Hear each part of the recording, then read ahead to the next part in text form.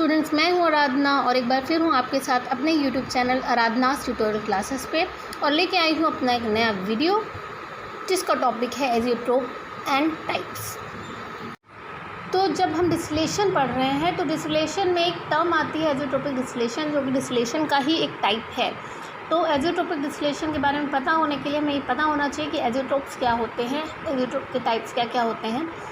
तो फिलहाल एजियोट्रोप्स को हिंदी में बोलते हैं स्थिर क्वथनांकी, यानी कि जिनका बॉइलिंग पॉइंट कांस्टेंट होता है। अब ये क्या होता है, कैसे होता है, चलिए देखते हैं। Let's start. सबसे पहले जानते हैं कि एजियोट्रोप होते क्या हैं। तो जैसे कि मैंने आपको बताया कि एजियोट्रोप को हिंदी में कहते हैं स्थिर क्वथनांकी, यानी कि जिन लिक्विड मिक्सचर्स का बॉइलिंग पॉइंट कांस्टेंट होता है वो एजियोट्रोप कहलाते हैं, but for a certain composition. जैसे कि अगर दो कंपोनेंट है ए और B, A is X% and B is 100-X%, तो इस सर्टेन कॉम्पोजिशन के लिए जो लिक्विड मिक्सचर है उसका बॉइलिंग पॉइंट कांस्टेंट होगा। इसका मतलब है कि इस पॉइंट पे, इस कॉम्पोजिशन पे जब हम लिक्विड मिक्सचर का टेम्परेचर बढ़ाते हैं तो ऐसा नहीं होता कि X पहले इवेपोरेट हो जाए Y बाद में हो, या Y पहले हो जाए X बाद में हो। दोनों एक साथ होते हैं, यानी कि दोनों एक कॉम्पोनेंट की तरह वर्क करते हैं। तो इसीलिए ऐसे लिक्विड मिक्सचर्स का डिस्टिलेशन पॉसिबल नहीं हो पाता, क्योंकि उनकी रिलेटिव वॉलेटिलिटी 1 हो जाती है। तो जो एजियोट्रोप होते हैं इनका जो बॉइलिंग पॉइंट कांस्टेंट होता है वो फॉर अ सर्टेन कॉम्पोजिशन होता है, जिसे हम एजियोट्रोपिक कॉम्पोजिशन बोलते हैं। तो इस कॉम्पोजिशन पे जब हम टेम्परेचर को बढ़ाते हैं, लिक्विड मिक्सचर के टेम्परेचर को, तो जो वेपर बनती है वो वेपर और जो लिक्विड दोनों का कॉम्पोजिशन सेम रहता है। लिक्विड इवेपोरेट होता है तो वेपर का कॉम्पोजिशन चेंज नहीं होता, लिक्विड और वेपर दोनों का जो कॉम्पोजिशन होता है वो सेम रहता है। आपने बबल पॉइंट कर्व देखा होगा, अगर नहीं देखा है तो मैं नेक्स्ट वीडियो उसी पे बना देती हूँ। तो जब हम लिक्विड मिक्सचर या लिक्विड का टेम्परेचर बढ़ाते हैं तो पहला पॉइंट आता है बबल पॉइंट, जिस पे जो लिक्विड है वो वेपर में इवेपोरेट होना स्टार्ट होता है, और उसके बाद आता है ड्यू पॉइंट, जिस पॉइंट पे पूरा का पूरा लिक्विड पूरा वेपर में चेंज हो चुका होता है। इसी तरह से जब हम टेम्परेचर रिड्यूस करते हैं तो पहले आता है ड्यू पॉइंट, जिस पॉइंट पे वेपर की फर्स्ट ड्रॉप लिक्विड में चेंज होती है, और फिर होता है बॉइलिंग पॉइंट, जिस पे पूरी की पूरी वेपर लिक्विड में चेंज हो चुकी होती है। तो यानी बबल पॉइंट और ड्यू पॉइंट अलग अलग होते हैं, एक रेंज होती है। लेकिन एजियोट्रोप के केस में बबल पॉइंट और ड्यू पॉइंट दोनों आइडेंटिकल होते हैं, यानी कि सेम होते हैं। Boiling of an ordinary solution takes place from the bubble point to the dew point, whereas the boiling point of an azeotrope remains constant till the entire liquid is vaporized. यानी कि एक range होती है जब हम liquid को temperature बढ़ाते हैं तो इवेपोरेशन के केस में boiling point two due point ये टेम्परेचर चेंज होता है। यानी कि बबल पॉइंट वो पॉइंट जिस पे लिक्विड इवेपोरेट होना स्टार्ट होता है, और ड्यू पॉइंट वो पॉइंट जिस पे लिक्विड पूरा का पूरा इवेपोरेट हो चुका होता है। लेकिन इन केस ऑफ एजियोट्रोप जो बॉइलिंग पॉइंट है वो कांस्टेंट रहता है जब तक कि पूरा लिक्विड वेपराइज नहीं हो जाता।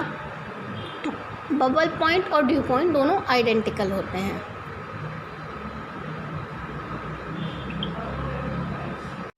There are two types of azeotropes. One is minimum boiling azeotrope and the other one is maximum boiling azeotropes.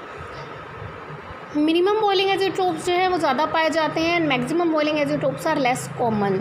तो जो मिनिमम बॉइलिंग एजियोट्रोप हैं they boil at a temperature lower than the boiling points of pure components. यानी कि अगर दो components है A और B, ए का बॉइलिंग पॉइंट हम मान लेते हैं 75 डिग्री सेल्सियस है और बी का हम मान लेते हैं 90 डिग्री सेल्सियस है, तो मिनिमम बॉइलिंग एजियोट्रोप जो होगा उसका जो बॉइलिंग पॉइंट होगा वो 75 डिग्री और 90 डिग्री दोनों से कम होगा, यानी कि 75 डिग्री से भी कम होगा। और अगर ये मैक्सिमम होता तो बॉइलिंग पॉइंट 90 डिग्री से भी ज़्यादा होता। Maximum boiling azeotrope will boil at a higher temperature than the boiling points of the pure components. तो अगर ए का 75 डिग्री सेल्सियस है और बी का 90 डिग्री सेल्सियस है, तो जो मैक्सिमम बॉइलिंग एजियोट्रोप होगा वो उसका बॉइलिंग पॉइंट क्या होगा, 90 डिग्री सेल्सियस से भी ज़्यादा होगा। अगर हम आइडियल सॉल्यूशन या आइडियल लिक्विड मिक्सचर की बात करें तो ये फॉलो करते हैं राउट्स लॉ को। राउट्स लॉ क्या होता है, the equilibrium partial pressure of a component at a fix temperature T, मान लेते हैं equilibrium partial pressure at a constant temperature T is PA, equals the product of its vapor pressure when it is pure PVPA and its mole fraction in the liquid XA, यानी कि PA is equal to PVPA multiplied by XA। तो यहाँ से हम देख सकते हैं कि there is a linear equilibrium relationship between PA and XA,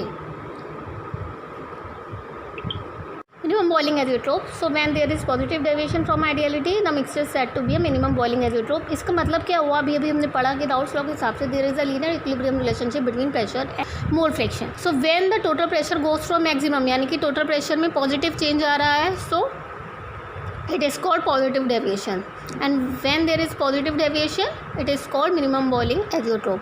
So the total pressure goes through a maximum on a constant temperature phase diagram, and therefore the temperature goes through a minimum on constant pressure phase diagram। अब इसे हम minimum boiling azeotrope क्यों कहते हैं, इसलिए कहते हैं क्योंकि हम boiling point की बात कर रहे हैं और यानी कि टेम्परेचर की बात कर रहे हैं, and the temperature goes through a minimum on a constant pressure phase diagram, इसलिए इसे हम मिनिमम बॉइलिंग एज़ोट्रोप कहते हैं। सो मेन कैरेक्टरिस्टिक क्या है मिनिमम बॉइलिंग एज़ोट्रोप का, कि the total pressure goes through a maximum on a constant temperature phase diagram and the temperature goes through a minimum on a constant pressure phase diagram. तो यहाँ पे minimum boiling azeotrope के लिए constant temperature phase diagram और constant pressure phase diagram दोनों दे रखे हैं। अगर आपने फेज डायग्राम पढ़ा हो तो फेज डायग्राम में 3 कंपोनेंट्स होते हैं, प्रेशर, टेम्परेचर और मोल फ्रैक्शन। अगर टेम्परेचर को कांस्टेंट रख के प्रेशर और मोल फ्रैक्शन के बीच में डायग्राम बनाया हुआ है तो that is constant temperature phase diagram, और अगर प्रेशर को कांस्टेंट रख के टेम्परेचर और मोल फ्रैक्शन के बीच में डायग्राम बनाया हो तो that is constant pressure phase diagram. तो यहाँ पे जो एग्जाम्पल मिनिमम बॉइलिंग एज़ोट्रोप का लिया है वो लिया है कार्बन डाइसल्फाइड यानी CS2 एंड एसीटोन का। तो जो लेफ्ट में है कांस्टेंट टेम्परेचर फेज डायग्राम, या टेम्परेचर को कांस्टेंट रख के फेज डायग्राम बनाया हुआ है। 3 पार्ट्स हैं इसमें दिखाए गए हैं, जो कि वैसे मेन जो है वो आपका पिंक वाला पार्ट है, पर अगर आप देखें तो यहाँ पे एक ब्लैक कलर की लाइन है, वो partial pressure of acetone and partial mole fraction of acetone के बीच में है। जो पिंक कलर की लाइन है वो partial pressure of CS2 and mole fraction of CS2 के बीच में है। और जो मेन है जहाँ पे मैक्सिमम टोटल प्रेशर दिखाया गया है मेन वाला, वो total pressure of the mixture and mole fraction of CS2 के बीच में है। लेफ्ट में 0 है यानी कि वहाँ पे मोल फ्रैक्शन CS2 का 0 है यानी कि प्योर एसीटोन है, और राइट में जो 1 है वहाँ पे मोल फ्रैक्शन ऑफ CS2 1 है यानी कि प्योर CS2 यानी प्योर कार्बन डाइसल्फाइड है। तो यहाँ पे जो मैक्सिमम टोटल प्रेशर मिल रहा है वो मिल रहा है जहाँ पे मोल फ्रैक्शन CS2 का 0.61 है, और राइट में जो मिनिमम टेम्परेचर का जो आपको दिखाया गया यानी कि कांस्टेंट प्रेशर फेज डायग्राम दिखाया गया, वहाँ भी जब मोल फ्रैक्शन CS2 का 0.61 है तब टेम्परेचर मिनिमम है। और नीचे आप देख सकते हैं इक्विलिब्रियम कर्व है यानी कि मोल fraction of CS2 in vapour phase y and mole fraction of CS2 in liquid phase यानी x, y जो कि y एक्सिस पे है और x जो कि x एक्सिस पे है, के बीच में जो कर्व दिखाया गया है इक्विलिब्रियम कर्व। तो यहाँ पे दिखाया गया है कि जब मोल फ्रैक्शन 0.61 है CS2 का तब y is equal to x है, तो यानी कि वहाँ पे कॉम्पोजिशन जो वेपर फेज और लिक्विड फेज दोनों में सेम है, और अल्फ़ा यानी कि रिलेटिव वॉलेटिलिटी जो है वहाँ पे 1 हो जाती है, और इसीलिए जो डिस्टिलेशन है दैट इज़ नॉट पॉसिबल। तो ये जो पॉइंट है जहाँ पे मोल फ्रैक्शन CS2 का 0.61 है और एसीटोन का मोल फ्रैक्शन 0.39 होगा, तो इस सर्टेन कॉम्पोजिशन पे जो कांस्टेंट बॉइलिंग टेम्परेचर है that is 39.25 degree centigrade under 1 atm without change in composition, यानी कि सर्टेन कॉम्पोजिशन पे जो टेम्परेचर है वो 39.25 डिग्री सेंटीग्रेड है।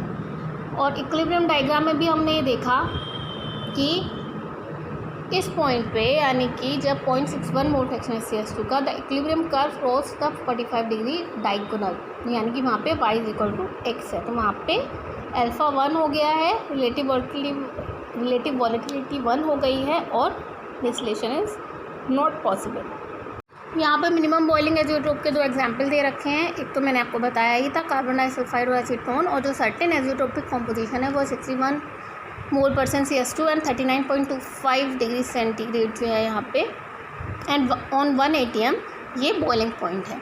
और दूसरा एग्जांपल जो है वो बेंजीन वाटर का है जहाँ पे 29.6 मोल % H2O है। यहाँ पे जो बॉइलिंग पॉइंट है वो 1 atm प्रेशर पे 69.25 डिग्री सेंटीग्रेड है। तो जैसे मिनिमम बॉइलिंग एजियोट्रोप हो रहा था पॉजिटिव डेविएशन जब हो रहे थे, और मैक्सिमम बॉइलिंग एजियोट्रोप है जब नेगेटिव डेविएशन है बाय फ्रॉम आइडियलिटी, यानी कि टोटल प्रेशर कर्व जो है वो मिनिमम के थ्रू जाएगा और जो on constant temperature phase diagram, और कांस्टेंट प्रेशर फेज डायग्राम पे जो टेम्परेचर है it goes through a maximum, तो इसीलिए ये कहलाता है मैक्सिमम बॉइलिंग एजियोट्रोप। तो यहाँ पे मैक्सिमम बॉइलिंग एजियोट्रोप के लिए एग्जाम्पल दे रखा है एसीटोन और क्लोरोफॉर्म का, और यहाँ पे कांस्टेंट टेम्परेचर फेज डायग्राम है लेफ्ट में, और राइट में कांस्टेंट प्रेशर फेज डायग्राम और इक्विलिब्रियम कर्व है। तो यहाँ पे जो कांस्टेंट टेम्परेचर फेज डायग्राम है इसमें जो ब्लैक लाइन है वो mole fraction of chloroform axis पे है और partial pressure of chloroform Y axis पे है।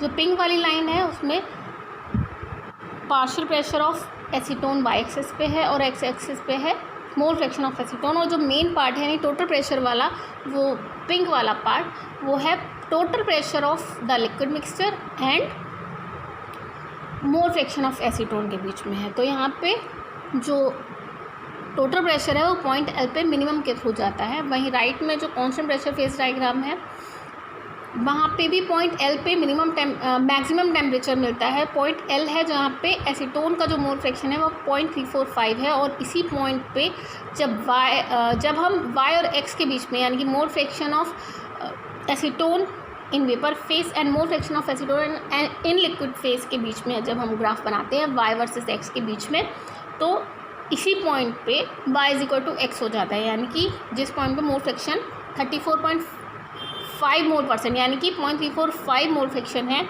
एसीटोन का, वहाँ पे y = x हो जाता है, यानी कि अल्फ़ा यानी कि रिलेटिव वोलेटिलिटी 1 हो जाती है और डिस्टिलेशन पॉसिबल नहीं रह जाता। यानी कि जो सर्टेन एजियोट्रोपिक कॉम्पोजिशन है वो है मोल फ्रैक्शन एसीटोन का वो होगा कितना 0.345 and mole fraction of chloroform is 0.655। तो इस एजियोट्रोपिक कॉम्पोजिशन बेस पॉइंट एल पे y = x जहाँ पे है ऑन इक्विलिब्रियम कर्व, वहाँ पे जो कांस्टेंट बॉइलिंग टेम्परेचर है that is on 1 atm pressure, the boiling point is 64.5 degree centigrade.